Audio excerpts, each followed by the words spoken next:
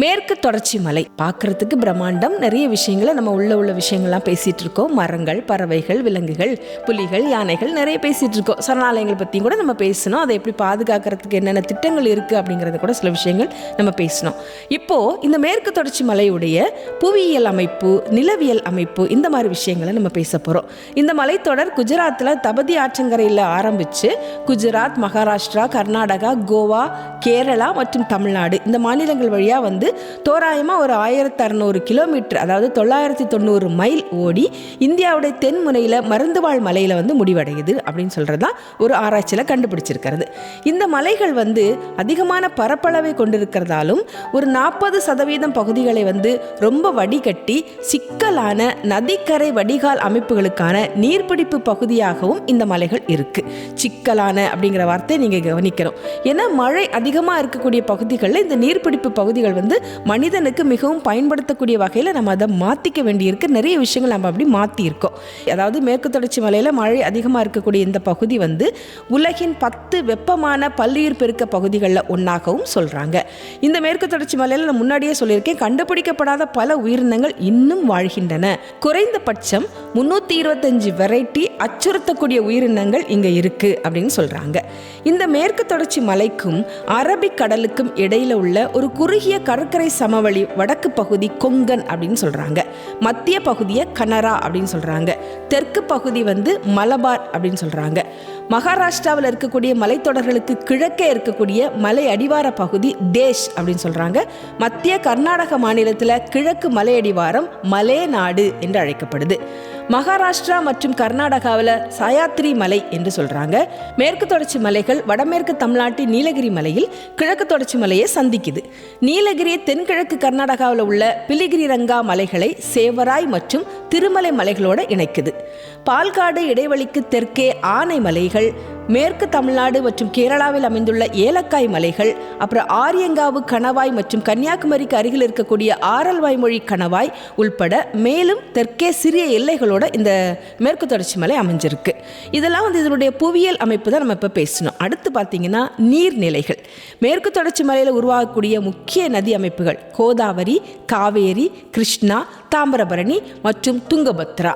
மேற்கு தொடர்ச்சி மலையிலிருந்து வெளியேறக்கூடிய பெரும்பாலான நீரோடைகள் இந்த ஆறுகளோடு தான் கலக்குது. அதனால தான் வற்றாத ஜீவ நதிகளாக இந்த ஆறுகள் ஓடிட்டு இருக்கிறத நம்ம பார்க்குறோம்.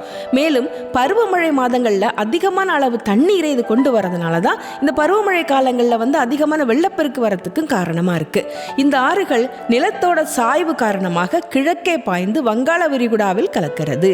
முக்கிய துணை நதிகளில் பத்ரா, பவானி, பீமா, மலப்பிரபா, கடப்பிரபா, ஹேமாவதி மற்றும் கபினி ஆறுகள் அடங்கும். இதெல்லாம் துணை நதிகள். பெரியாறு, பாரதப்புழா, பம்பா, நேத்ராவதி, ஷராவதி, காளி, மாண்டோவி மற்றும் ஜுவாரி ஆறுகளும் இந்த மேற்கு தொடர்ச்சி மலையில் உருவாகக்கூடியதுதான். இது எல்லாமே செங்குத்தான சாய்வு காரணமாக அரபிக்கடல்ல சேருது. மாநிலங்கள் முழுவதும் பறந்து விரிந்திருக்கக்கூடிய பெரிய டேம், அதாவது நீர்த்தேக்கங்களுடைய நீர் மின்சார மற்றும் பாசன நோக்கங்களுக்காக இந்த நதிகள்லாம் இணைஞ்சு வந்துருது. இந்தியாவின் நீர்மின் உற்பத்தியில் 80% மேற்கு தொடர்ச்சி மலையில தான் இருக்குங்க. சுமார் 50 பெரிய அணைகள் இந்த மேற்கு தொடர்ச்சி மலைகளில் இருக்கு. நீர்மின் சக்தி உருவாக்கக்கூடிய திட்டங்களில் மிகவும் முக்கியமானது மகாராஷ்டிராவில் உள்ள கோயினா, கர்நாடகாவில் இருக்கக்கூடிய லிங்கன்மகி மற்றும் கிருஷ்ணராஜசாகரா, தமிழ்நாட்டில் மேட்டூர் மற்றும் பைகாரா, கேரளாவில் பரம்பிக்குளம், மலம்புழா மற்றும் இடுக்கி.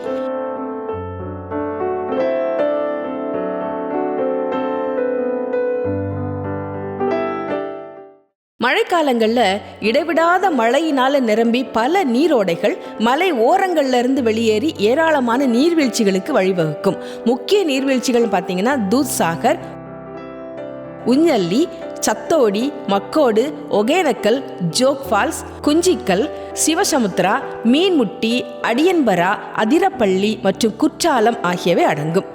காவிரி நதியின் மூலமாக இருக்கக்கூடிய தலைக்காவேரி குதிரைமுக மலைத்தொடர் துங்கபத்ராவின் மூலமாகவும் அமைஞ்சிருக்கு.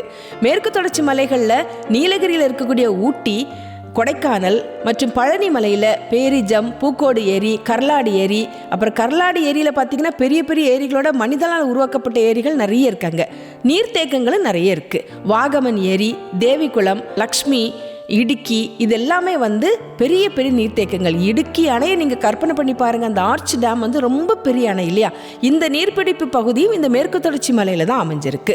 கர்நாடகாவில் அகும்பே, ஹூலிகல் மற்றும் அமேகான், மகாராஷ்டிராவில் இருக்கக்கூடிய மகாபலேஸ்வர் மற்றும் தம்ஹினி உள்ளிட்ட பகுதிகள் பெரும்பாலும் தென்மேற்கு இந்தியாவின் சிரபுஞ்சி அப்படின்னு சொல்லக்கூடிய தென்மேற்கு இந்தியாவின் மழை தலைநகரம் அப்படின்னு சொல்லி குறிப்பிடுறாங்க. உடுப்பி மாவட்டத்தில் கொல்லூர், சிர்சியில் இருக்கக்கூடிய கொக்கலி மற்றும் நிலுக்குந்த், கர்நாடகாவின் முடிகேராவில் உள்ள சாம்சே, கேரளாவின் எர்ணாகுளம் மாவட்டத்தில் நேரியமங்கலம் ஆகியவை மேற்கு தொடர்ச்சி மலையில் அதிக மழை பெய்யக்கூடிய இடங்களாக இருக்கு. மகாராஷ்டிரா மற்றும் கர்நாடகாவுடைய மேற்கு தொடர்ச்சி மலை பகுதியில் வடக்கு பகுதிகள் சராசரியாக கேரளா மற்றும் கர்நாடகாவின் மேற்கு தொடர்ச்சி மலையின் தெற்கு பகுதிகளை விட அதிக மழை பெறுது அப்படின்னு சொல்கிறாங்க. அப்போ அவங்களுக்கு மேற்கு தொடர்ச்சி மலை வந்து மிக முக்கியமான ஒரு வாழ்வாதாரமாக இருக்குது அப்படின்னு சொல்லலாம். ரைட், நிறைய விஷயங்கள் பேசியிருக்கோம். அடுத்த எபிசோடில் இந்த மேற்கு தொடர்ச்சி மலையில் இருக்கக்கூடிய புண்ணிய ஸ்தலங்கள் அது என்னன்னு பேசலாம்.